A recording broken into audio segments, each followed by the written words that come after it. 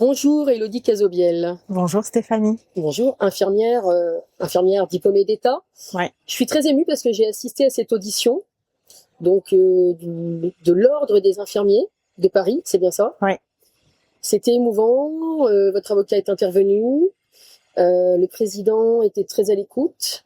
D'abord, est-ce que pour ceux qui ne connaissent pas votre affaire, vous pourriez rappeler en 2-3 mots pourquoi vous êtes là et qu'est-ce qui s'est passé juste avant? Merci beaucoup. Merci Stéphanie. Je suis ici aujourd'hui en fait parce que pendant la période covidée, je sais pas trop comment la nommer, on a eu tout un tas de directives qui ont été possibles dans l'ensemble de respecter. Et puis pour d'autres, il a vraiment été grandement question de notre déontologie professionnelle et de la bonne application de notre métier. Surtout que moi j'étais à l'époque en cabinet infirmier à domicile. Il était donc dit, quand cette injection se présente à nous, pour que tu puisses travailler, il faut te faire injecter. Moi, je n'arrive pas à avoir confiance en ce produit jusqu'à aujourd'hui encore. Et puis il y a ce truc, t'abandonnes pas tes patients. La continuité des soins est une obligation, c'est pas un choix. Hein. C'est vraiment quand on signe pour notre diplôme, c'est vraiment un droit et un devoir absolu. Et donc pour répondre à ce devoir-là, en fait, je choisis de faire des faux passes. Voilà. Pour moi et pour les personnes qui se retrouvent dans la même situation que moi. Pour vous, c'était une question de principe de précaution? Principe de précaution, prudence. Et on fait comme on peut en situation d'urgence, en situation inédite. Oui, prudence. Pour vous, il y a des patients que vous ne connaissiez pas, il est question de solidarité face à la détresse des gens qui vous sollicitent? Oui, je crois que la solidarité est humaine, donc par biais de conséquences citoyennes et par biais de conséquences professionnelles, surtout quand on a des métiers de service. Oui, la solidarité ne devrait jamais nous quitter d'ailleurs. Oui. À ce moment-là, vous ne comprenez pas pourquoi on bafoue à ce point la notion de consentement que vous aviez appris dans vos études? C'est quelque chose que je ne comprends pas. Je ne comprends pas qu'ils ne comprennent pas, ou en tout cas qu'ils n'en parlent pas. Je ne comprends pas que ça leur paraisse à ce point-là quelque chose de « oui, mais bon, quand même ». Je souhaite qu'on puisse parler de cette notion-là. Bien sûr que il faudra aussi demander réparation en temps et en heure, mais avant tout, je souhaite qu'on puisse en parler. Qu'est-ce qui fait qu'on est sorti à ce point-là de notre devoir ?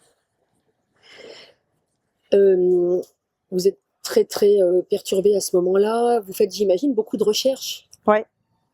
Et là, vous découvrez des choses qui vous posent question. Mais je crois que j'ai même pas eu besoin de faire tant de recherches que ça. Déjà, mon intuition s'alarme. Si mon intuition s'alarme, alors je réfléchis en tant qu'humaine, citoyenne et soignante. C'est vraiment les trois statuts qui m'amènent à me poser, en fait. Et à partir du moment où, à ce produit-là, on n'a pas de réponse suffisante qui amène un cadre de sécurité, on ne peut pas l'employer. Et on ne doit pas l'employer. C'était même de notre devoir d'alerter nos ordres et toutes les structures qui nous légifèrent et de dire là, ça va pas être possible en fait. Voilà, on peut réfléchir à une autre solution, mais celle-là, on va pas pouvoir la prendre.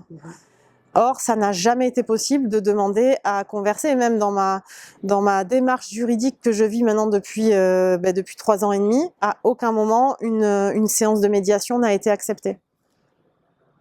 Ah oui, vous n'avez pas été entendu du tout. Non. On demande médiation pour pouvoir ouvrir la parole, ouvrir la voie de la communication pour rétablir, parce qu'on est un corps de métier. Ce corps de métier, ça devient insupportable qu'il soit divisé à ce point-là. Or, aujourd'hui, aucun accord n'a été formulé. Voilà, ça fait 3 ans et demi, on attend toujours. L'omerta, c'est vraiment le poids qui est difficile à porter. Donc rappelons que d'une part, vous n'avez jamais touché le moindre centime pour ces faux passes, que vous l'avez fait partiellement à des gens que vous connaissiez, mais aussi à des gens qui, par le bouche à oreille, sont venus vous solliciter par désespoir, avec le risque de perdre leur emploi, par exemple. Il y avait quand même des questions vitales et non pas, c'était pas juste pour être consommateur de cinéma ou de terrasse. C'était vraiment pour des questions économique vitale, quoi. C'était même, bien sûr que la condition économique est venue, parce que vivre sans le sou, je sais pas si les structures qui nous gouvernent savent ce que ça veut dire, mais c'est quelque chose de terrible. Et en plus, à l'époque, on ne sait pas combien de temps ça va durer. Moi, je vis sans le sou depuis 3 ans et demi. Je vous assure que c'est un challenge à tout point de vue. Même si je suis heureuse d'avoir honoré mes valeurs humaines et professionnelles. Mais je me suis détournée de la question. On sait que vous avez fait des faux pas Oui. sans gagner le moindre argent Ah oui. à des gens parfois que vous connaissiez pas, par solidarité. Voilà, et donc cette solidarité, bien sûr qu'elle était financière, mais elle était surtout avant tout pour continuer ce que la personne est venue faire sur Terre. Donc le pompier, le soignant en tout genre qui n'avait pas d'autre choix, mais aussi le prof de sport, le prof de yoga, le thérapeute, le psychologue, l'enseignant, celui qui garde des enfants à la maison, celui qui conduit le bus pour amener les papy-mamies en sortie, enfin, et puis des personnes qui avaient besoin d'aller voir justement papy-mamie en maison de retraite. Il y a un décès à l'île de la Réunion, comment je fais pour y aller? C'était de la nécessité, c'est pas la vie, c'est pas du plaisir en fait. On a des droits et des devoirs et il faut pouvoir y répondre. Parce que si vous leur aviez dit non, finalement, vous disiez je les laisse dans Ouais. leur ornière, finalement. Oui, et ça c'est insupportable. Insupportable. Ça a été entendu, vous pensez, à l'audition? J'espère être ton prochain. Je crois que ça devrait être le socle d'abord de tout humain et de notre métier encore plus. Et toutes les bases de vos études d'infirmière ont été bafouées à ce moment-là, donc pour vous, c'était inconcevable en fait. Inconcevable, c'est un vol en éclats, c'est même de l'ordre du viol. Franchement, on se fait carrément violer littéralement, et pas que. Et tant que la parole ne sera pas proposée, eh bien, les conséquences durent. Vous avez aussi argumenté en disant qu'il y avait maintenant, de manière quand même reconnue officiellement, des effets secondaires innombrables. On peut le voir sur le VAERS, la MSM, il y a aussi les 9 pages d'effets secondaires de Pfizer. Il y a le VAERS à l'étranger, etc. Vous pensez que ça, les gens qui vont juger sont bien informés? Vu les questions qui ont été posées, non. Et c'est vrai que malheureusement, à ce moment-là, j'étais tellement scotchée, sidérée de la question, qu'aucune réponse n'est venue à ce moment-là. Et c'est en ça que les recours collectifs sont indispensables si on veut faire bouger les lignes et si on veut que les digues lâchent. Parce que là, toute seule, je vois bien que j'étais pas grand-chose devant eux. Les recours collectifs sont indispensables à mener. Vraiment, si on veut avancer, si on veut comprendre ce qui s'est joué, et c'est au-delà de ne pas recommencer, c'est progresser. Progresser. D'ailleurs, une question un peu poil à gratter vous a été posée sur le fait que est-ce que vous seriez capable d'être récidiviste finalement? Et vous avez d'ailleurs très bien répondu que non, puisque... Non, parce que je m'aperçois que... Ouais, j'ai du mal à répondre à la question parce que c'est sûr que c'est non. C'est sûr que c'est non, parce que sortir du jeu à ce point-là, je suis pas sûre que ça permette d'avancer. Clairement, je sortirai du jeu à ce moment-là, mais j'ose. Et c'est pour ça que la question est vraiment hyper dure, parce que clairement, je ne pourrais pas accepter un produit qui n'est pas fiable, je ne pourrais pas l'injecter, je ne pourrais pas quitter mon poste de travail non plus, mais j'ose espérer que ça ne se renouvellera pas, en fait. Donc, je ne peux même pas imaginer de devoir répondre à cette question, et cette question me choque. Cette question me choque parce que ça veut dire que si on pose la question, la prise de conscience sur les effets secondaires n'est pas encore là. Or, ils sont soignants. Donc là, il y a vraiment